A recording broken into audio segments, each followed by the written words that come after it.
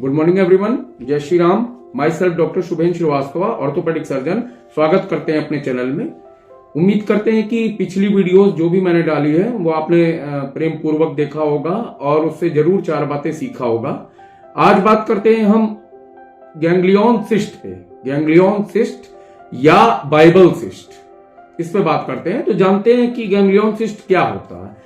तो एक थैली नुमा तरल पदार्थ, एक थैली नुमा स्ट्रक्चर होता है जिसमें तरल पदार्थ भरा रहता है, जो हमारे जोड़, जॉइंट या टेंडन के ऊपर फॉर्म होता है। एक थैली नुमा स्ट्रक्चर होता है जिसके अंदर तरल पदार्थ होता है, ये हमारे जोड़ या टेंडन के ऊपर फॉर्म होता है। इसी को गैंग्लियन सिस्ट कहते हैं या बाइबल सिस्ट कहते हैं। अब बात करते हैं जो ये थैली नुमा स्ट्रक्चर, इसके अंदर जो तरल पदार्थ है वो कैसा होता है। तो जो तरल पदार्थ है वो एकदम गाढ़ा होगा, चिपचिपा होगा, कलरलेस होगा, उसका कोई कलर नहीं होगा और जेली जैसा होगा, जेली जैसा उसका मटेरियल होगा। अब बात करते हैं जो थैलीनुमा स्ट्रक्चर बन रहा है, जो गैंग्लियन सिस्ट है, वो उसको छूने पे कैसा, पैल्पेट करने पे कैसा वो महसूस होता है, उसकी कंसिस्टेंसी कैसी होती है। तो वो या तो एकदम ठोस होगा और या तो दबने की योग्य होगा। दबाने पे वो दबेगा, स्पॉन्जी जैसा होगा, दबने के योग्य होगा। अब बात करते हैं उसकी लोकेशन, सबसे कॉमन लोकेशन साइट क्या है उसकी। तो उसकी सबसे कॉमन साइट है back of the wrist. Wrist के back of the wrist, back of the wrist सबसे कॉमन साइट है इसकी। ये रिस्ट जॉइंट है, ये रिस्ट जॉइंट होती है, इसको रिस्ट जॉइंट कहते हैं। तो इसके बैक ऑफ द रिस्ट, ये सबसे कॉमन साइट है इसकी। और followed by front of the wrist, या followed by front of the wrist. उसके बाद यहां भी हो सकती है, ये फ्रंट ऑफ द रिस्ट पे भी देखने को मिलती है और भी कई जगह देखने को मिलती है, जैसे फुट में देखने को मिलती है, एंकल में देखने को मिलती है, उंगलियों में देखने को मिलती है। ये तो हो गई इसकी बात, साइट की बात हो गई। अब बात करते हैं हम इसके और नामों की। जैसे इसको और भी कई नामों से जाना जाता है, जैसे साइनोवियल सिस्ट, फिर गाइडियंस डिजीज, फिर ओलामाइड सिस्ट। ओलामाइड सिस्ट के बाद बाइबल सिस्ट इसको कहते हैं या बाइबल हम्प कहते हैं। ये इसके अन्य नाम है।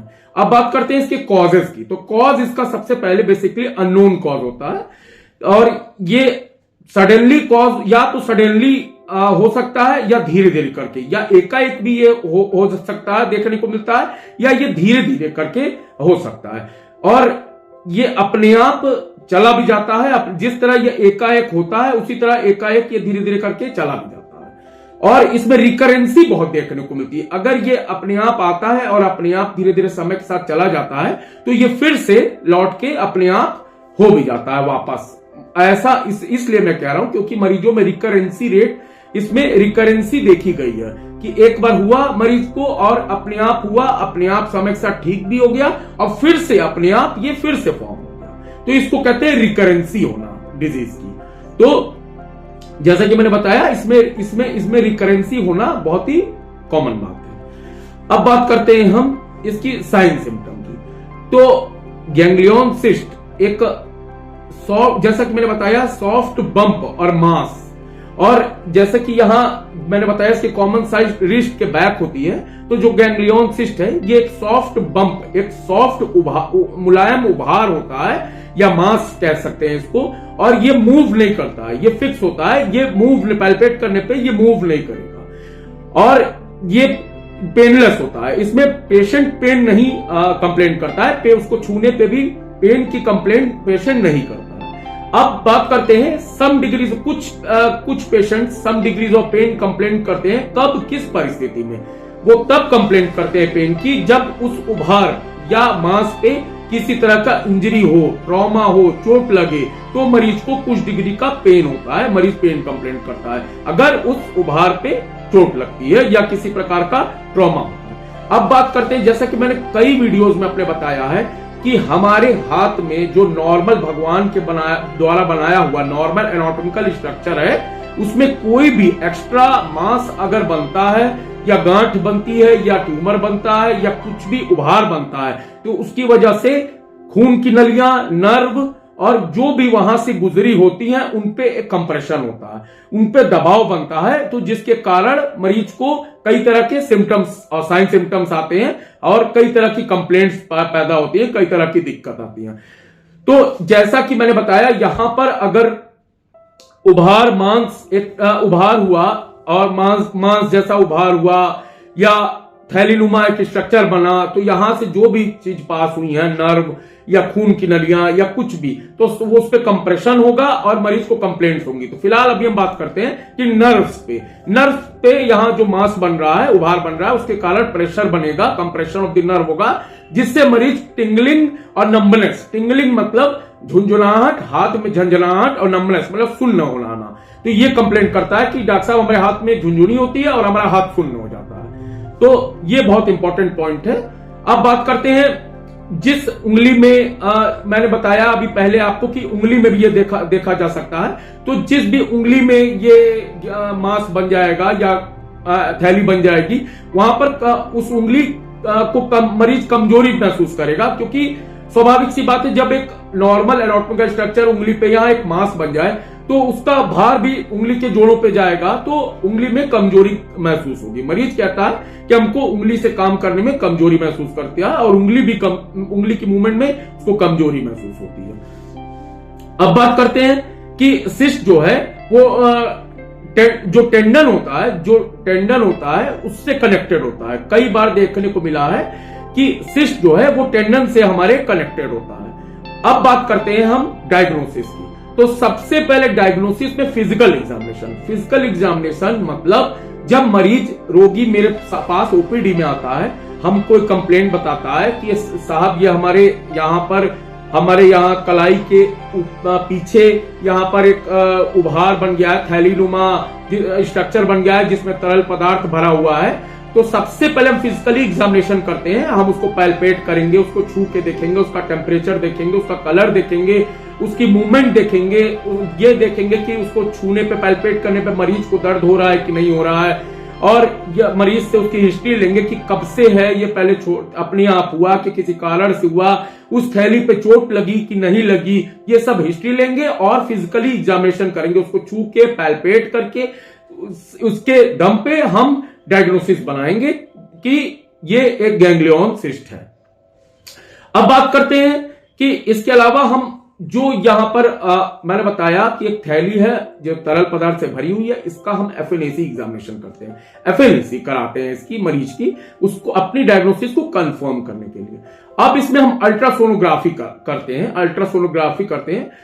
तो अल्ट्रासोनोग्राफी डिटरमाइन करता है जो बम्प, जो मैंने बताया, जो बम्प है फ्लूइड फिल्ड बम्प है या मास है या उभार है, ये सिस्टिक है या ठोस है, इस चीज को डिटरमाइन करने के लिए हम अल्ट्रासोनोग्राफी कराते हैं और एमआरआई भी कराते हैं। उससे भी हम ये डिफरेंशिएट कर सकते हैं कि ये जो बम्प है, उभार है, मास है, ये सिस्टिक है कि सॉलिड है, सिस्टिक है कि ठोस है, और कि कुछ लिगामेंट का डैमेज है कि नहीं, क्योंकि हम हमेशा कहते हैं, मैं अपने हर वीडियो में बताता हूं कि एमआरआई से ही सॉफ्ट टिश्यू इंजरी देखने को मिलती है। तो हम एमआरआई के माध्यम से ये देखेंगे कि कोई लिगामेंट की इंजरी है कि नहीं है, क्योंकि एक्सरे से हम खाली बोन्स को अच्छे से रीड कर सकते हैं, एक्सरे से लिगामेंट हम अच्छे से नहीं रीड कर सकते हैं, तो हम एमआरआई का सहारा लेते हैं लिगामेंट इंजरी देखने के लिए, या लिगामेंट में कोई चेंजेस हैं कि नहीं ये देखने के लिए। अब बात करते हैं, हम एक्सरे कराते हैं अदर कंडीशन को एक्सक्लूड करने के लिए। जैसे एक्सरे करा के हम ये कंफर्म करते हैं कि पहला चीज ये देखना चाहते हैं कि बोन में इन्वॉल्वमेंट है कि नहीं, जो उभार मरीज कंप्लेंट कर रहा है उसका बोन में कोई संबंध है कि नहीं, बोन उसके साथ इन्वॉल्व है कि नहीं, या कोई अन्य प्रॉब्लम तो नहीं है, इस बात को एक्सक्लूड कराने के लिए हम एक्सरे। अब बात करते हैं हम इसकी ट्रीटमेंट की। तो जैसा कि मैंने आपको पहले बताया कि कुछ केसेस 33% केसेस ये अपने आप रिजॉल्व हो जाते हैं विदाउट ट्रीटमेंट, बिना किसी इलाज के। ये 33% केसेस जो है वो अपने आप ठीक हो जाते हैं। और कितने ये इसको ठीक होने की जो अवधि है वो कम से कम 4 से 6 साल में 33% केस अपने आप रिजॉल्व हो जाते हैं बिना किसी मेडिकेशन, और 50% केस जो हैं वो 10 साल में ठीक हो जाते हैं अपने आप बिना किसी मेडिकेशन के। लेकिन जिस तेजी से ये हमें ये देखने को मिला है कि जिस 10 साल की अवधि या 6 साल की अवधि में 33% और 50% का रेशो मैंने बताया कि मरीज का बिना मेडिकेशन के ठीक हो जाता है, तो इसकी रिकरेंसी रेट भी बहुत है। ये साथ में बताता हूं कि ये ठीक होता है लेकिन अपने आप ये वापस लौट के आ जाता है, मरीज को फिर से ये जीवन में कभी भी दोबारा हो सकता है, उसकी कंप्लेंट हो सकती है। अब बात करते हैं हम इसका और एस्पिरेशन की। तो एस्पिरेशन करते हैं इसका, जो हमने बताया कि जो यहां थैली नुमा तरल पदार्थ भरा हुआ थैली नुमा स्ट्रक्चर बनता है, उसमें हम एस्पिरेशन कर सकते हैं वाया हाइपोडर्मिक निडल से। हाइपोडर्मिक निडल से हम इसका एस्पिरेशन कर सकते हैं। एस्पिरेशन का मतलब निडल से तरल पदार्थ का खींच लेना, हाइपोडर्मिक निडल से। हाइपोडर्मिक निडल का इस्तेमाल करके हम तरल पदार्थ को निडल के सहारे से खींच सकते हैं। लेकिन ये कोई परमानेंट इलाज नहीं है। ये इसकी रिकरेंसी रेट 50% फिर से होने के चांसेस होते हैं इसमें। ये कोई परमानेंट इलाज नहीं है। लेकिन इसमें एस्पिरेशन से हाइपोडर्मिक निडल का यूज करके एस्पिरेट करके मरीज को कुछ समय के लिए राहत प्रदान किया जा सकता है, लेकिन ये कोई परमानेंट इलाज नहीं है। तीसरा, सबसे अंतिम, मैंने बताया कि हम लोग अपने रोगी के साथ सबसे अंतिम में सर्जिकल ट्रीटमेंट पे जाते हैं। तो अंतिम इसका लास्ट ऑप्शन यही होता है कि surgical excision. Surgical excision surgery के माध्यम से हम वो जो थैली है उसको एक्साइज कर दें, उसको निकाल दें। अब बात करते हैं कॉम्प्लिकेशन की। तो देखिए, कॉम्प्लिकेशन में सबसे जरूरी बात यह है कि जिस जॉइंट पे ये हो रहा है, मैंने बताया है आपको, पहली लाइन में बताया था कि एक थैली नुमा तरल पदार्थ का स्ट्रक्चर जो जोड़ और टेंडन के ऊपर फॉर्म हो रहा है। तो मान लीजिए ये इस जोड़ पे और रिस्ट जॉइंट के पीछे हो रहा है, रिस्ट जॉइंट पे हो रहा है, उंगली के जॉइंट पे हो रहा है, फुट पे पैर के जोड़ पे हो रहा है, एंकल के जोड़ पे हो रहा है। तो जिस भी जोड़ पे होगा वहां जॉइंट की स्टिफनेस हो जाएगी, जॉइंट में जकड़न का देखने को मिलता है। ये इसका एक कॉम्प्लिकेशन, जकड़न हो जाती है उस जॉइंट में, अफेक्टेड जॉइंट में। और वहां पर जैसे स्कार का फॉर्मेशन होता है। स्कार मतलब वहां पर परमानेंट एक दाग हो जाता है, स्कार का फॉर्मेशन हो जाता है। तो ये इसके कुछ कॉम्प्लिकेशन है।